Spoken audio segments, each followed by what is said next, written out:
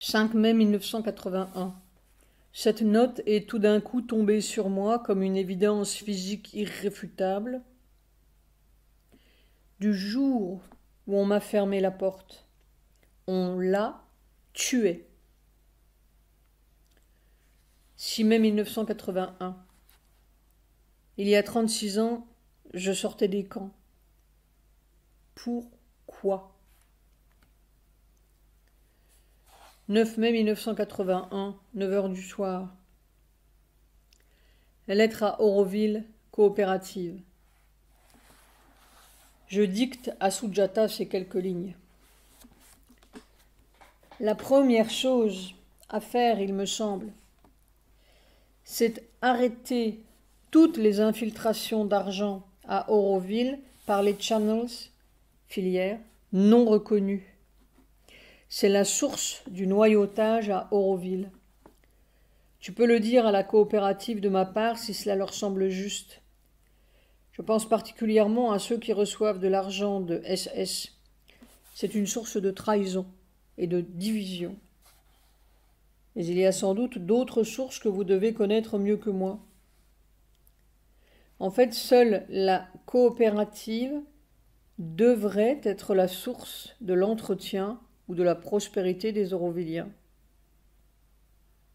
Il faut profiter du bref répit qui nous est donné pour établir des fondations solides et nettoyer le terrain. Peut-être le premier acte législatif d'Auroville serait-il d'établir, en quelques points généralement acceptés, une sorte de code matériel déterminant les conditions matérielles et les qualités matérielles qu'il faut remplir ou avoir pour appartenir à la communauté d'Auroville en dehors des conditions idéales et spirituelles énoncées par Mère. Dans une précédente lettre, j'avais tenté de suggérer quelques-uns de ces points. Si ces bases sont généralement acceptées, cela fermera la porte immédiatement à un certain nombre d'éléments douteux ou indésirables. Il serait peut-être même bon d'inviter ces éléments vacillants ou douteux à se prononcer publiquement sur ces quelques points matériels qui devraient former le code pratique d'Auroville. Ces éléments seront ainsi mis au pied du mur et obligés de choisir. Il faut qu'il n'y ait plus le moindre prétexte à la division et que nul ne puisse se cacher derrière un manteau spirituel pour continuer ses petites affaires. En somme, ne pas confondre un caméléon avec un pingouin. C'est aussi simple que cela. Le spirituel, entre guillemets, peut rester simple, vague et cotonneux, mais le matériel est très exact et exigeant, et nul ne doit pouvoir se défiler devant quelques points matériels clairement conçus et énoncés. C'est là que l'on peut pincer sur le fait toutes les sources de division.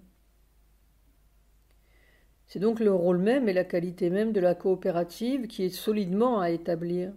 Il doit y avoir un organe central et centralisateur ayant le pouvoir d'agir suivant les quelques points matériels généralement admis. Ces quelques points devront également être reconnus et admis par les administrateurs d'Auroville. Il est certain qu'un jour prochain, je l'espère, Auroville n'aura plus besoin de règles parce qu'il sera passé au-dessus dans sa conscience. En attendant, il faut se décrasser et savoir ce qu'on veut. Bon travail et bon courage. Satprem. Permettez à Sujata d'ajouter du bon sens surtout. 11 mai 1981. Fin du tome 12. 15 mai 1981. Début du tome 13. 15, point d'interrogation, mai 1981. Notation dans les papiers de Satprem à propos de ces crises cardiaques. J'ai tenté ici de ramasser les implications et premières conclusions de cette expérience capitale. Puis quelque chose a répondu. Pas sous forme de mots, mais dans les faits.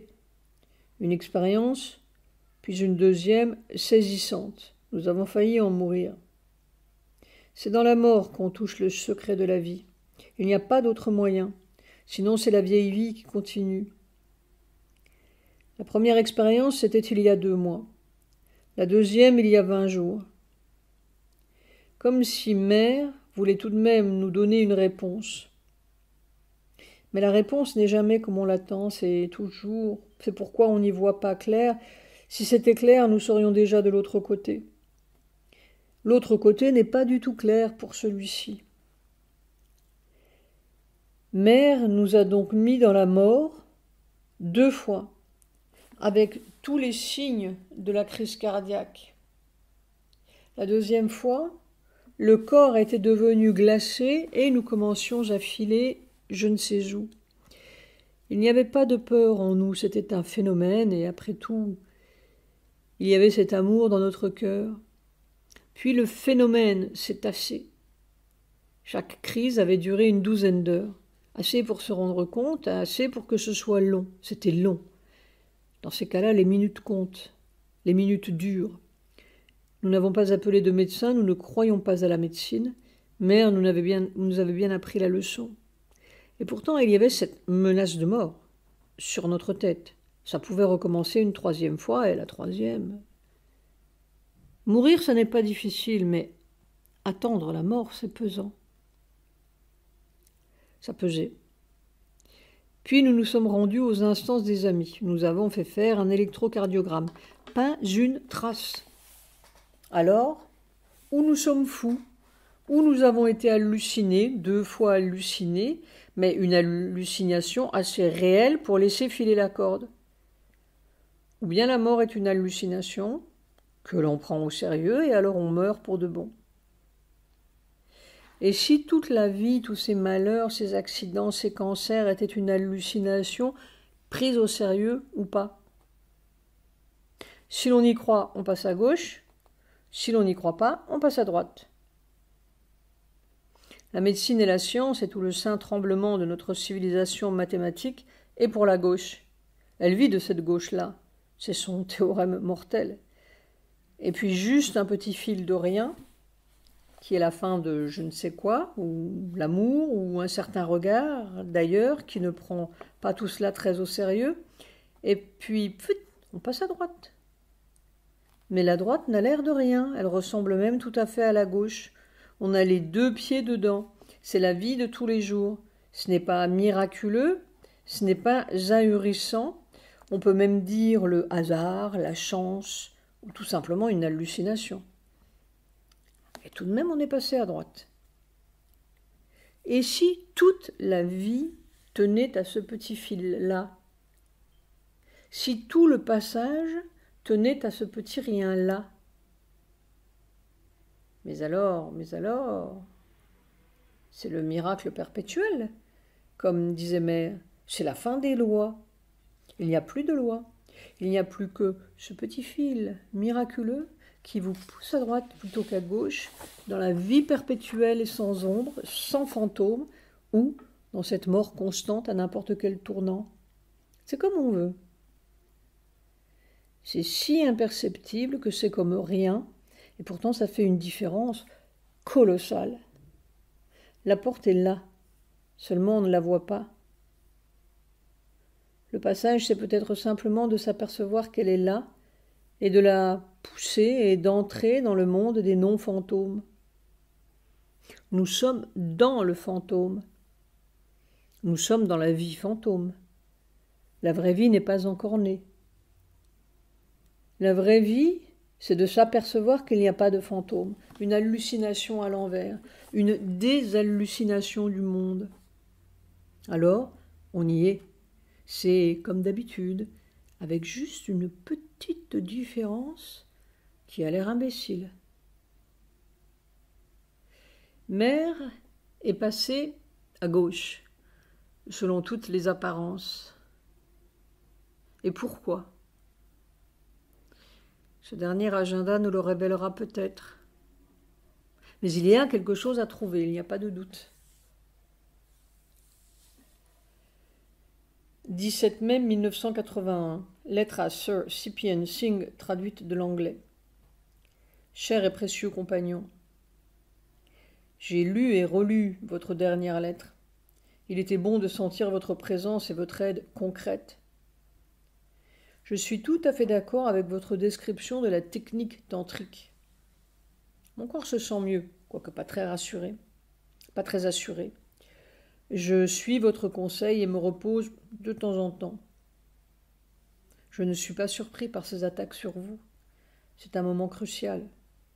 Il semble que tout le monde vital ou le patala, les mondes souterrains, se soit emparé de la Terre. Nous sommes très peu nombreux à comprendre le vrai enjeu. De plus en plus, l'Inde est isolée et encerclée. Je crois bien que, comme disait Mère, l'un des plus grands mensonges est l'opinion publique. C'est l'un des plus grands fantômes à extirper de la conscience d'Indiraji. Aucun de nos ennemis ne sera reconnaissant si nous essayons de les apaiser et de les calmer. Tout ce que nous faisons de façon démocratique, entre guillemets, ils s'en serviront pour gagner du terrain, jusqu'au jour où, avec une aide extérieure, ils se sentiront assez forts pour nous vaincre. Ou bien nous vainquons, ou nous sommes vaincus. C'est aussi simple que cela. Comme vous dites, l'heure la plus sombre frappe à nos portes. Ou bien nous allons plus vite que nos ennemis, ou bien nous sommes fichus. Kalo Gashashti, exactement. En sanskrit, le temps passe, ou presque. J'apprécie votre invitation à Nainital et je peux imaginer la beauté de l'endroit, mais vraiment, si j'allais là-bas, ce serait seulement pour vous voir. Le tourisme n'a aucun attrait pour moi. Nous avons besoin de vous, mon précieux compagnon. Notre tâche n'est pas finie. C'est la partie la plus difficile de la bataille. Je prie pour vous aussi et vous garde dans mon cœur avec tout mon amour. Sujata est auprès de moi, comme un roc solide sur lequel je peux me reposer. Nous vous embrassons tous les deux. Satprem. 18 mai 1981. Extrait d'une lettre à Micheline. La phrase de ta dernière lettre me touche beaucoup. Où tu dis que ce 13 est seulement une étape et qu'il y a tout le processus. En toute simplicité, Micheline, je n'ai pas la prétention de faire un yoga de la transformation, j'ai un seul, unique désir, c'est de faire ce que Mère veut et le plus purement possible. Certainement, il y a une volonté en moi de tenir jusqu'à la fin de ce 13 et après. Après, ce n'est pas que je n'ai pas la volonté de continuer ou pas continuer, je voudrais faire ce qu'elle veut.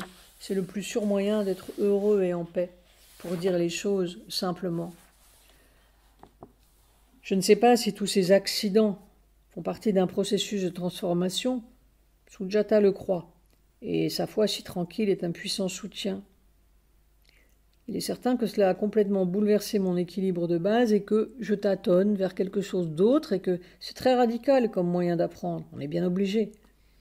Tous déglinguent, les dents l'une après l'autre et les yeux. Heureusement, il n'y en a que 2. Mais je ne veux pas mentaliser ces choses, il faut que je les vive ou que j'arrive à les vivre. Il faut que je comprenne, il faut que j'assimile tout cela et je ne veux me faire aucune idée. Je me souviens de Mère, je ne sais pas si je vais vers la transformation ou vers la fin.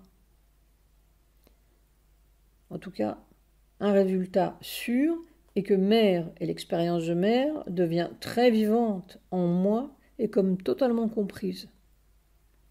Le reste, adieu va. Satprem.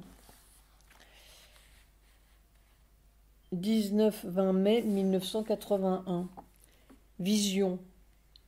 Un être pendu par les pieds, la tête en bas, très blanc, le crâne nu, sans vie, couleur d'un cadavre.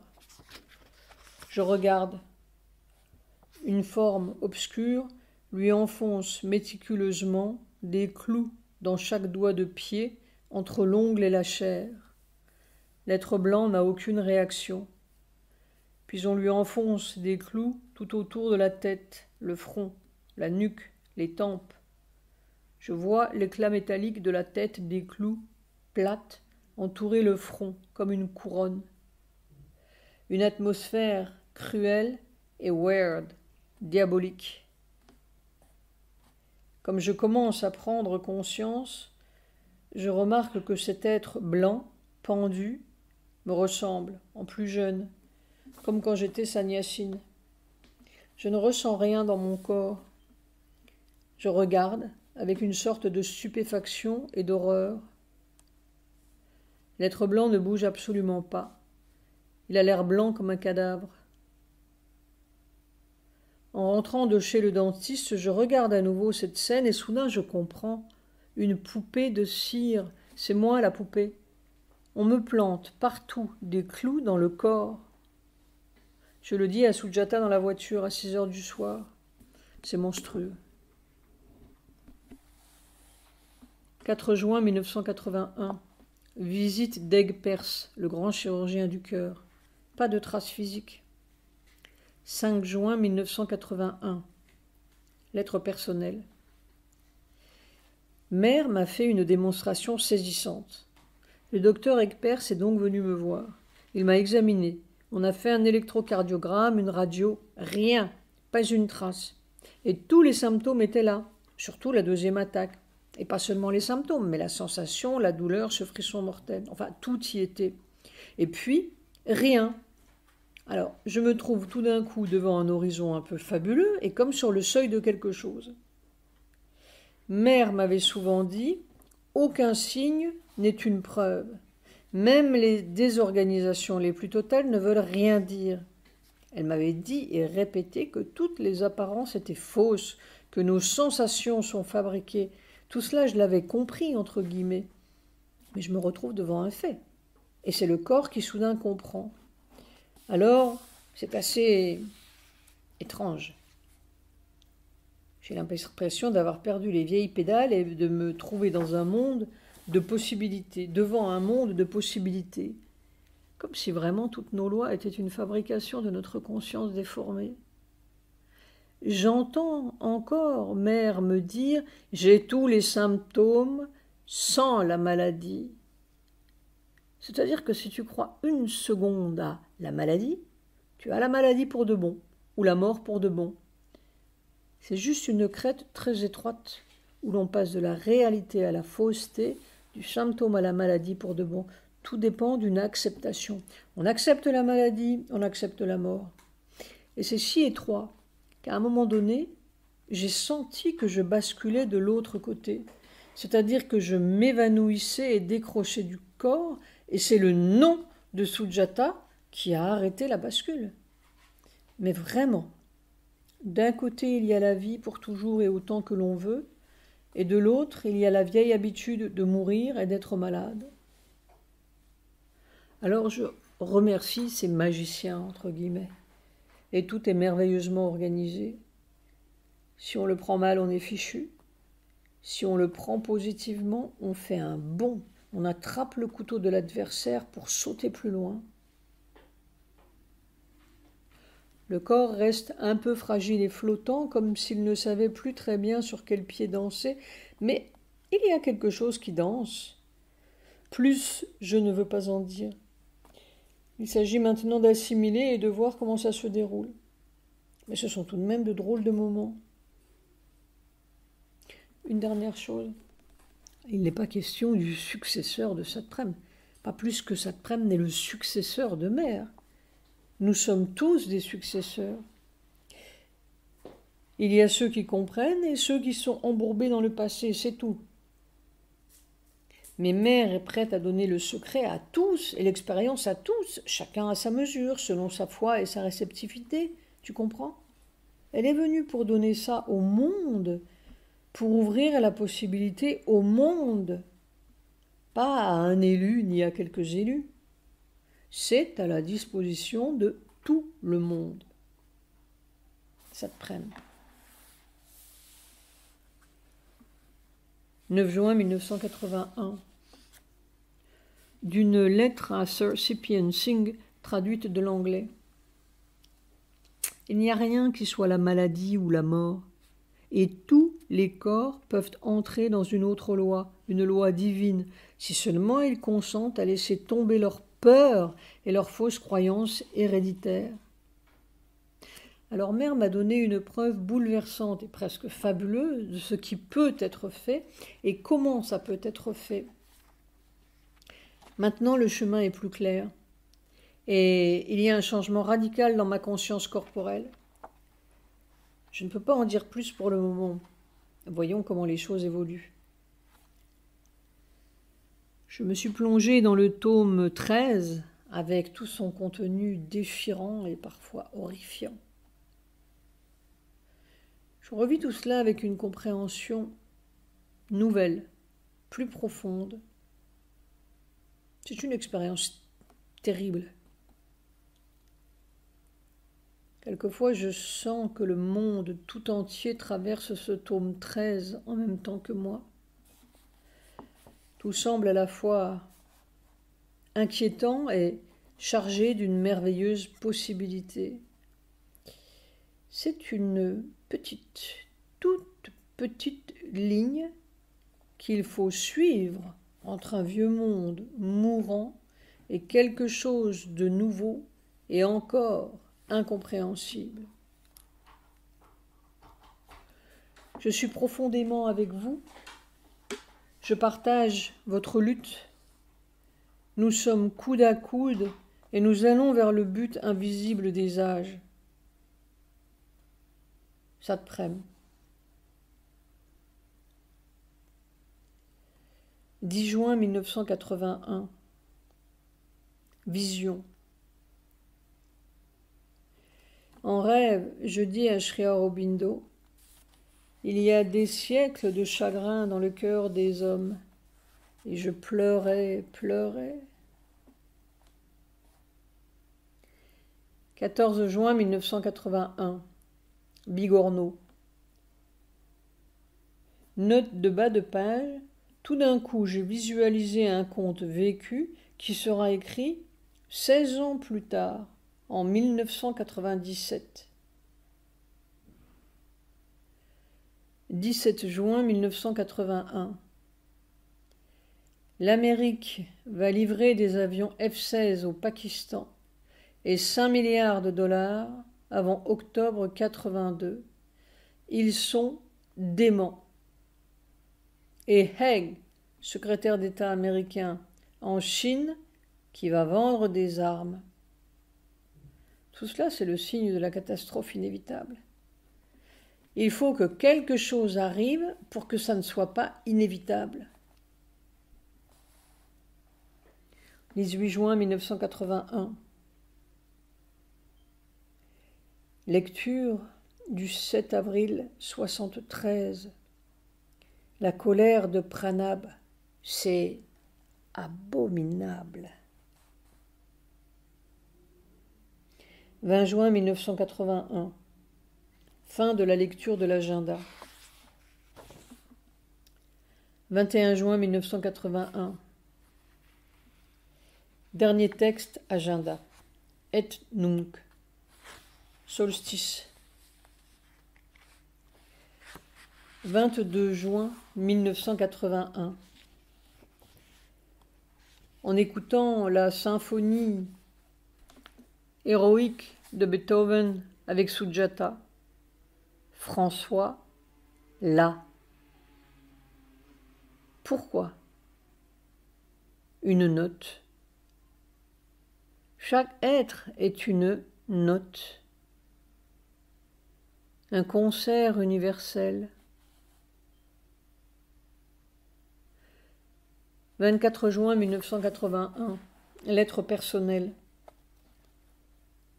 Un petit mot pour te consoler de ce malheureux Eastern Philosophy. Note de bas de page, mention inscrite au dos de la couverture du tome 2 de l'agenda en anglais qui vient d'être imprimé aux États-Unis. Cela prouve que l'hypnotisme américain fonctionne très bien. Apprends à t'en servir sans y tomber, sans y succomber. J'avais déjà bien remarqué à propos de l'un ou l'autre des conseils de celui-ci, des enthousiasmes pour celui-là, des libraires, etc., qu'il y avait un hypnotisme et que tu tombais facilement dans le panneau. Simplement apprends la leçon et veille. Leur mode et leurs impératifs passent comme les acteurs de cinéma et la dernière sensation de la télé. Et puis, mère, reste. C'est à nous d'imposer ce que nous voyons. Mais j'ai remarqué aussi que finalement tu n'avais pas cédé à leur volonté de raboter l'agenda pour se conformer à leurs standards. Alors, Pour te consoler et pour t'amuser un peu, je vais te raconter une petite vision que j'ai eue il y a des mois et des mois, lorsque tu débarquais en Amérique et commençais ta prospection. C'est la nouvelle conscience qui m'a envoyé cela. Je n'ai pas voulu te le dire à l'époque, mais tu en comprendras mieux le sens maintenant. Nous étions donc en Amérique dans un restaurant à la mode américain, lorsque tout d'un coup un serveur s'approche avec un plateau et sur ce plateau il y avait une merveille de cerises énorme, baignant dans la liqueur et enrobée de chocolat. Le tout aussi proprement emballé dans un petit pot de plastique transparent.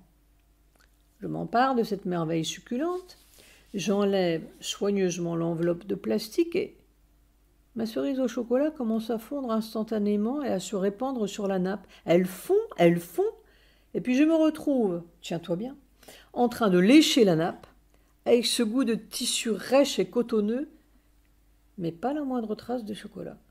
Même dans la nappe, tout avait fondu, disparu, évaporé. Alors je me suis dit, eh bien voilà l'illusion américaine. Des apparences splendides, et puis on se retrouve en train de lécher du papier buvard. Si tu savais, comme j'ai peu envie de faire le cirque en Occident, en fait j'en ai tout à fait marre. J'aimerais passer dans une autre existence, vivre autre chose, tu comprends? Vivre.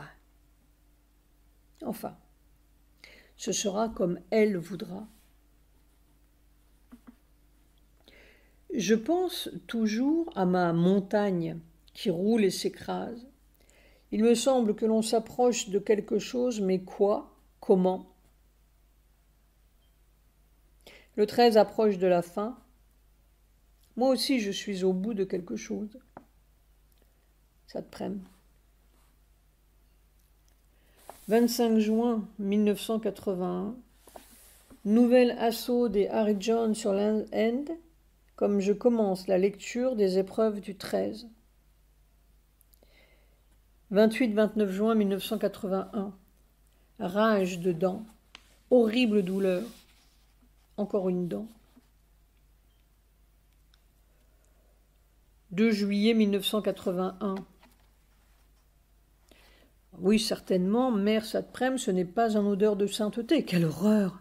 Mais ils appartiennent à l'avenir, et tous ces vieux bonhommes, Herbert & Co., s'évanouiront comme de la poussière. Notre champ d'action est la terre, et la force divine est avec nous. Ça, pas oublié, et avec gratitude. Et je me désole un peu, enfin désole, c'est une façon ridicule de dire, que personne ne parle de ce mental des cellules. Mais personne n'a jamais parlé de l'aventure de la conscience pendant 10 ans, alors. Je te dis, l'avenir est avec nous. Il y a d'autres forces que les petits pantins plus ou moins compréhensifs du moment. Et c'est ça qui reste. Nous n'avons l'air de rien, mais nous sommes les guerriers d'une grande bataille. Et quand toute leur poussière sera tombée, il restera ça. Parlant de bataille, figure-toi que j'ai perdu 5 dents depuis le début du 13. Ce n'est pas glorieux, c'est plutôt moche et douloureux, mais c'est comme cela que ça se passe. Ces jours-ci, j'avais une mandarine dans la bouche. Et puis tout d'un coup, j'ai vu le turban passer. Ils doivent s'y mettre de plusieurs côtés, chacun à sa mesure. Mais tout d'un coup, j'ai compris le mécanisme. Parce que longtemps avant la première attaque, entre guillemets, cardiaque, c'est-à-dire toute l'année dernière, note de bas de page sur Jean Herbert, l'illisible traducteur suisse de la vie divine. C'est-à-dire toute l'année dernière, j'ai eu très souvent des douleurs ou des fatigues, entre guillemets, au cœur. Et puis alors, un assaut formidable de suggestions de mort, plus que des suggestions, tu comprends, c'était là. Puis en mars, la vraie attaque est venue. Mais alors j'ai réalisé tout d'un coup que ça fonctionne comme la fabrication d'une bombe. On empile de l'énergie jour après jour, et puis tout d'un coup, crac, on met une allumette. Alors ça fait la crise. L'allumette, je sais ce que c'est. Mais c'est comme ça que ça fonctionne. Et maintenant, toutes ces douleurs ou fatigues du cœur que j'ai eues toute l'année dernière disparues. Tout de même, c'est un drôle de métier. Mais ça m'apprend formidablement, je dirais presque cellulairement, mais en tout cas dans ma peau de breton, que toutes les apparences sont illusoires. Il y a quelque chose d'autre qui décide. Donc, je suis à la fin du 13. Mais encore une prière. Ne dire à personne que je termine ou ai terminé le 13, parce que tout le monde va me tomber dessus. Ah, maintenant, cet après-midi est libre. Alors, j'aurai un sacré besoin de comprendre mon nouveau cap dans le silence et la tranquillité. Il est temps que je m'arrête pour me replonger dans la fin de 72. C'est assez terrible de revivre tout ça. Mais le monde est tout à fait terrible, et particulièrement cette Amérique, tout à fait folle. Ça te prenne. 6 juillet 1981. Luc rêve de ma décision de partir. 10 juillet 1981. Vision. Je conduis une Cadillac à toute vitesse avec une grande puissance sur une route complètement défoncée et semée d'énormes trous noirs et énormes. 12 juillet 1981. Ce 12 juillet 1981, j'ai terminé l'agenda. 14 juillet 1981. Le 13 s'envole pour New York. India Book House annule le contrat de distribution de l'agenda en Inde. Lettre personnelle. 14 juillet, il y a 4 ans. Note de bas de page, date de la fondation de l'Institut de recherche évolutive. Et voilà le tome 13 qui s'envole. On a bien bourlingué ensemble. J'ai envie de t'embrasser, c'est tout. Je suis comme un grand point d'interrogation qui regarde l'avenir. Plus envie d'écrire, plus envie de dire, mais tellement envie d'autre chose. Quelque chose meurt en moi avec la fin de cet agenda. Mère, c'est un défi d'abord.